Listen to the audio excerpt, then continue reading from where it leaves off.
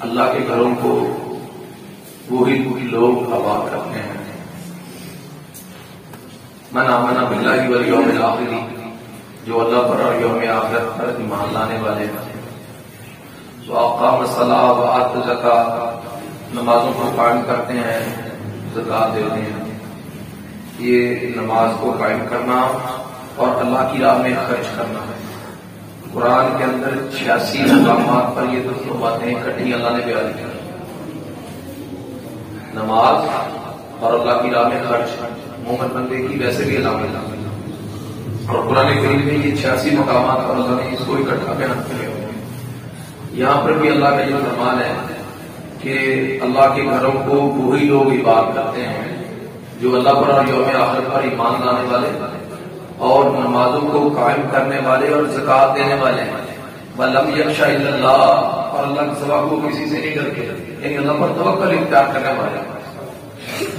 فَعَسَىٰ، بس اللہ فرماتے امید ہے، أُولَٰئِكَ أَن يَكُونُوا مِنَ الْمُهْتَدِينَ، کہ یہی لوگ ہوں گے جو ہدایت یافتہ ہوں گے، ہدایت پانے والے۔ اللہ سے دعا ہے ہمارا شمار بھی ان میں سے کر سکتا۔ یہ جو مسجدیں ہیں نا، ہر متقی شخص کا گھر ہے، وہ جو صحیح بخاری کی حدیث ہے، آپ نے صلی اسلام کا فرمان ہے کہ 7 طرح کے لوگوں کو اللہ نے اپنے عرش کا سایہ دینا ہے، جب اللہ کے عرش کے سائے کے سوا کل قیامت کے دن کوئی سایہ نہیں ہوگا۔ وہ ایک دن جو 50,000 سال کے برابر ہے، جس دن جہنم کو بھی کھینچ کے سامنے لایا جائے گا۔ 70,000 جہنم کی لگامیں، ہر لگام پر 70,000 فرشتے، کل 4 ارب 90 کروڑ فرشتے جہنم کو مضبوطی کے ساتھ تھامے ہوئے، اور وہ ان کے ہاتھوں سے نکلے جا رہے ہیں۔ اللہ اکبر، اس دن جو ایک دن 50,000 سال کے برابر ہے، جب اللہ کے عرش کے سائے کے سوا کوئی سایہ نہیں ہوگا، تو ان میں سے 7 لوگوں کو، 7 طرح کے لوگوں کو اللہ نے اپنے عرش کا سایہ دینا ہے۔ ان میں سے ایک کون ہے؟ جس کا دل مسجد کے اندر ہی لٹکا ہوا۔ اللہ کرے ہمارا شمار بھی ان میں ہو جائے۔ یہ اس شخص کی کیفیت ہے جس نے ایک نماز پڑھی ہے تو اگلی نماز کا منتظر ہے، دل مسجد میں چھوڑا جائے اور دیکھتا ہے کہ ٹائم ہوا ہے کہ نہیں، اگلی نماز کا انتظار ہے کہ اگلی نماز کے لیے اذان ہو، پھر مسجد پڑھ کے آتا ہے، پھر دل مسجد میں ہی ہے۔ اور اگر دل کی کیفیت کہیں دوسری ہے، بائیں نماز میں ہوں، ایک نماز پڑھ کے گیا ہے تو دوسری کی اذان ہو گئی ہے، تو دل کے کسی نہا کھانے سے یہ والا آواز آتی ہے، پڑھ کے آیا پھر جنہیں نمازہ پڑھی ہو، نمازہ جو گئی رہے گا وہ جو کر رہتا ہی نہیں۔ اگر دل کے کسی گوشے کونے قدرے میں یہ آواز آتا ہے تو پھر معذرت کے ساتھ پھر ہمارا دل مسجد میں نہیں ہے، ہم دل مسجد میں چھوڑ کے نہیں آئے۔ اللہ کرے مسجدوں سے محبت بن جائے، دل مسجد میں رہ جائے۔ ایک پڑھ کے جائے اگلی کی فکر ہو، اگلی پڑھ کے جائے پھر اگلی کی کام، اگلی کی فکر ہو، پھر انشاءاللہ تعالیٰ یہ والا بندہ جو ہے ان میں سے ہم بھی ہو جائے گا۔ اللہ ترمذی کے اندر رسول اللہ صلی اللہ علیہ وسلم کی ایک حدیث سیدنا عبداللہ ابن عباس رضی اللہ تعالیٰ سے وہ کہتے ہیں کہ رسول اللہ صلی اللہ علیہ وسلم نے فرمایا کہ ایک رات میں نے اپنے اللہ کو بہترین صورت میں دیکھا اپنے رب کو۔ کیفیت کیا ہے وہ نہیں بتلائی، ویسے اتنا ضمن بتا دوں، رسول اللہ صلی اللہ علیہ وسلم کا فرمان ہے اللہ تبارک تعالیٰ نے حضرت آدم علیہ السلام کو اپنے ہاتھ سے بنایا اور اپنی صورت پر پیدا کیا۔ تو جو حضرت آدم کی صورت، ہم بھی ان کی نسل ہیں، بنی آدم نسل ہیں، تو حضرت آدم کو اپنی صورت پر اللہ نے پیدا کیا۔ تو اس سے اندازہ لگائیں کہ اللہ کا چہرہ کیسا ہوگا، جیسے میرے رب کو لایا گیا ویسا ہی ہوگا، اور کیفیت کچھ نہ کچھ سمجھ آتی ہے۔ اللہ بہترین صورت میں دیکھا تو اللہ تبارک تعالیٰ نے رسول اللہ صلی اللہ علیہ وسلم سے پوچھا کہ اے میرے حبیب بتلائیں کہ آپ جانتے ہیں کہ میرے مقرب جلیل القدر فرشتے کس بات پر آپس میں بحث کرتے ہیں؟ تو رسول اللہ صلی اللہ علیہ وسلم فرماتے ہیں کہ میں نے عرض کی کہ ایک وہ اعمال جن کے کرنے سے بندے کے درجات بڑھتے ہیں، اس پر اللہ کے جلیل القدر فرشتے آپس میں بحث کرتے ہیں۔ بعض کہتے ہیں کہ اتنے درجے بڑھنے چاہیے، اتنا اور اتنا ثواب ملنا چاہیے، بعض کہتے ہیں نہیں اتنا نہیں، اس سے زیادہ ملنا چاہیے۔ اللہ جن اعمال کے کرنے سے بندے کے درجات بلند ہوتے ہیں۔ دوسرا وہ اعمال جن کے کرنے سے بندے کے گناہ مٹتے ہیں، اس پر بھی اللہ کے جلیل القدر فرشتے آپس میں بحث کرتے ہیں. بات کہتے ہیں بھائی اس کے اس عمل کی وجہ سے اتنے اور اتنے گناہ رہنے چاہیے. بات کریں گے نہیں اتنے نہیں، اتنے اور اتنے جا رہا. رسول اللہ صلی اللہ علیہ وسلم فرماتے ہیں تیسرا، ٹھنڈے پانی کے ساتھ جو بندہ وضو کرتا ہے تو اس ٹھنڈے پانی کے ساتھ جو بندہ وضو کرتا ہے اس پر جو اجر اور ثواب ملنا ہے نا، اس کتنا اجر اور ثواب ملنا ہے اس پر بھی اللہ کے جلیل القدر فرشتے آپس میں بحث کرتے ہیں. اللہ یہ جب بڑی سردی تھی نا پچھلے دنوں، دھند بھی بڑی تھی اور یخ پاک پانی جدھر جاؤ تو ایک جگہ پر پہلے ٹھنڈا ہوا میں مسجد میں پہنچا تو وہاں پر گیا، آگے پانی بھی فل ٹھنڈا. تو میں نے اپنے دل کو تسلی دی، میں نے کہا کوئی بات نہیں، اس مسجد کی انتظامیہ نے ہمارے فائدے کے لیے ہمیں اجر زیادہ دینے کے لیے پانی ٹھنڈا ہی رکھا ہے، کوئی گل نہیں. اللہ. اور چوتھا میرے بھائیوں، جو ہم مسجد کی طرف چل کے جاتے ہیں، ہر قدم پر جو اجر اور ثواب ملنا ہے، اس ہر قدم پر جو اجر اور ثواب دیا جانا ہے، اس اور اجر اور ثواب پر بھی اللہ کے جلیل القدر فرشتے اس بات پر بحث کرتے ہیں کہ یہ جو چل کے مسجد کی طرف آیا ہے، ہر قدم پر کتنا اجر اور ثواب دیا جائے گا، اس پر بحث کرتے ہیں.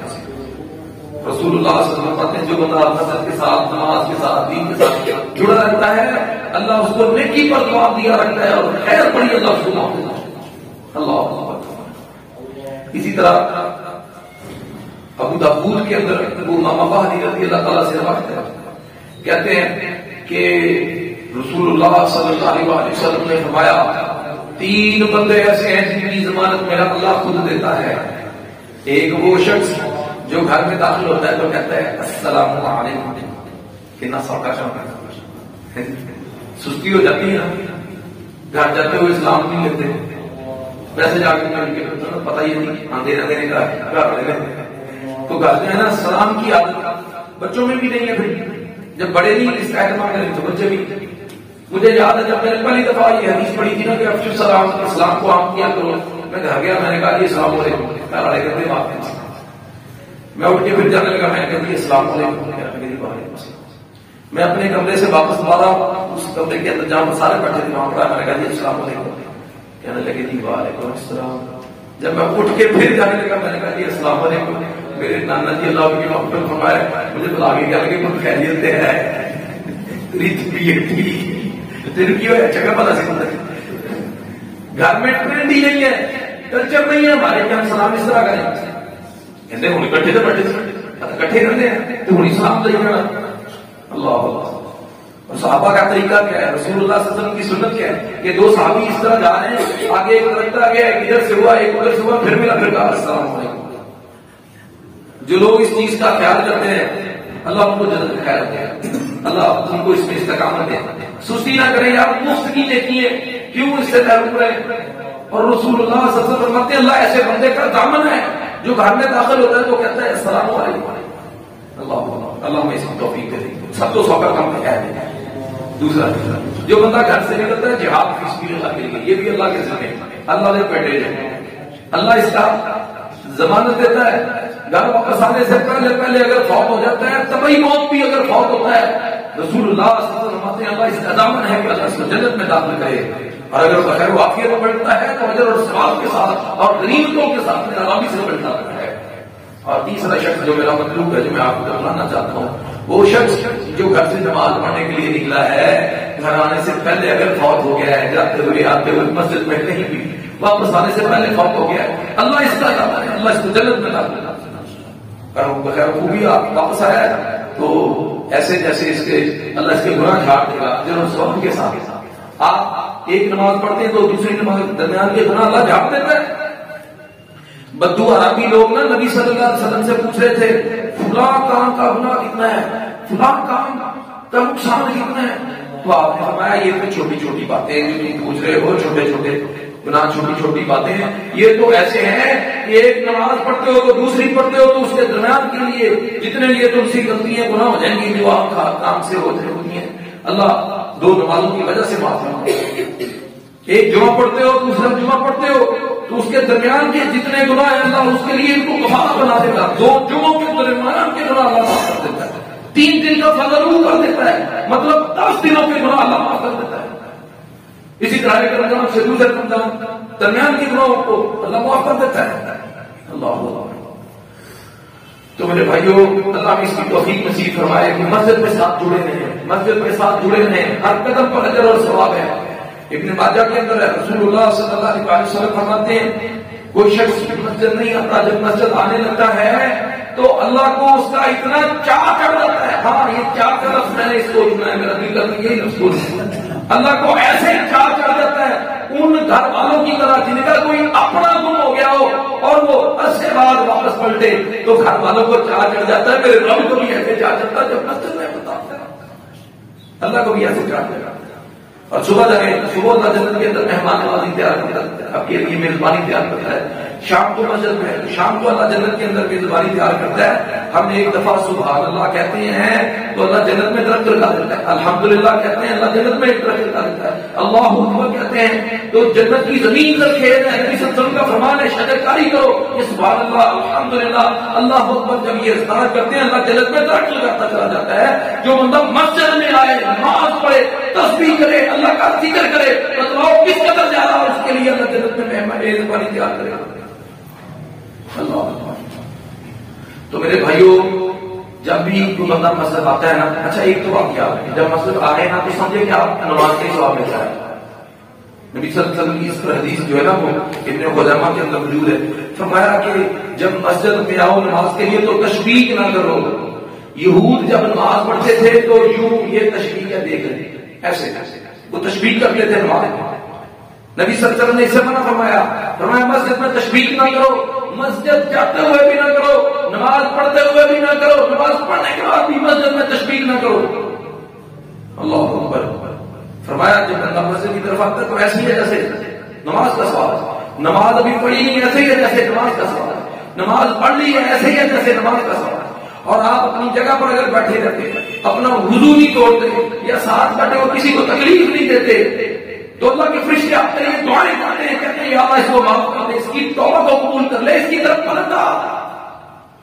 اس وقت تک ثواب ملتا رہتا ہے. اللہ کے فرشتے دعائیں کرتے رہتے ہیں جب تک آپ اپنا وضو نہیں توڑ دیتے یا ساتھ بیٹھے ہوئے کسی کو تکلیف نہیں دے دیتے.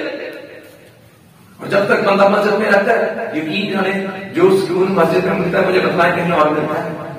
یہ چین یہ سکینت کبھی محسوس تو کرے یار.